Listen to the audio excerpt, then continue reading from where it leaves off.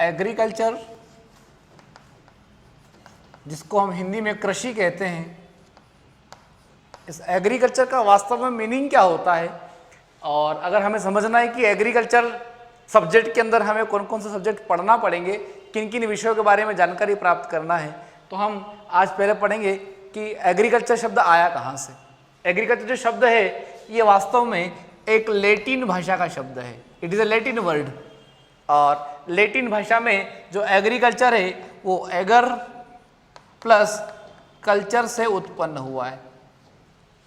Eager जिसका मतलब होता है मिट्टी या मृदा, और कल्चर जिसका मतलब होता है संवर्धन अर्थात खेती करना। इस प्रकार हम अगर एग्रीकल्चर को समझने की कोशिश करें तो एग्रीकल्चर का मतलब होता है कि जब हम मिट्टी के साथ में कोई क्रियाविधि करते हैं, मिट्टी को तैयार करते हैं और मिट्टी में किसी पौधे को लगाने की कोशिश करते हैं, तो उस क्रिया का, उस विधि का नाम होता है एग्रीकल्चर। और एग्रीकल्चर अपने आप में एक कला एवं विज्ञान है। Agriculture it is a art and science, क्योंकि यहाँ पर कला की भी आवश्यकता होती है, हुनर, कला जिसको हुनर या टैलेंट कहते हैं। हमें फसलों को लगाना है, फसलों को सिस्टमेटिक तरीके से उगाना है, तो कला की आवश्यकता होती है, हुनर की आवश्यकता होती है। और यहाँ पर कई प्रकार की वैज्ञानिक विधियों का पालन किया जाता है। जैसे हम कहें कि बारिश होती है और खेत में जो पानी रुकता है, तो खेत के अंदर पानी, मिट्टी के अंदर जो पानी भरा होता है वो 3 प्रकार का पानी होता है। उसमें गुरुत्वीय जल भी होता है, केशी जल भी होता है और आर्द्रताग्राही जल भी होता है। तो जो गुरुत्वीय जल होता है, गुरुत्वीय जल को हम बोलते हैं ग्रेविटेशनल वाटर, ग्रेविटेशनल वाटर। एक होता है केशीय जल जिसे हम कैपिलरी वाटर कहते हैं, कैपिलरी।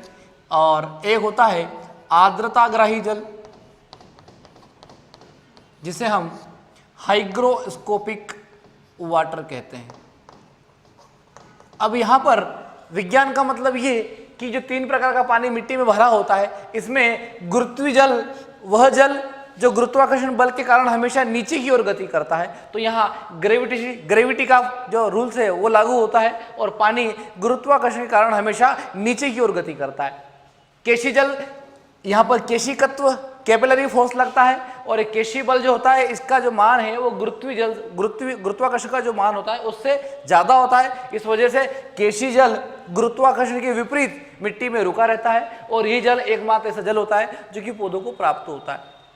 तो जहाँ हम पौधे लगा रहे हैं वहाँ पर पौधे लगाने की जो कला है वो भी पौधे लगाने के ऊपर, पौधे लगाने के लिए हमारी कला के ऊपर डिपेंड करता है हम किस प्रकार से पौधे लगा रहे हैं। और पौधे लगाने के लिए जो खेत में पानी भरा होता है वो पानी किस नियम के कारण खेत में रुका हुआ है और किस नियम की वजह से जा रहा है, वहाँ हमें विज्ञान की आवश्यकता होती है। इस प्रकार हम कह सकते हैं कि जो एग्रीकल्चर होता है, कृषि जो होता है, वह कला एवं विज्ञान दोनों है।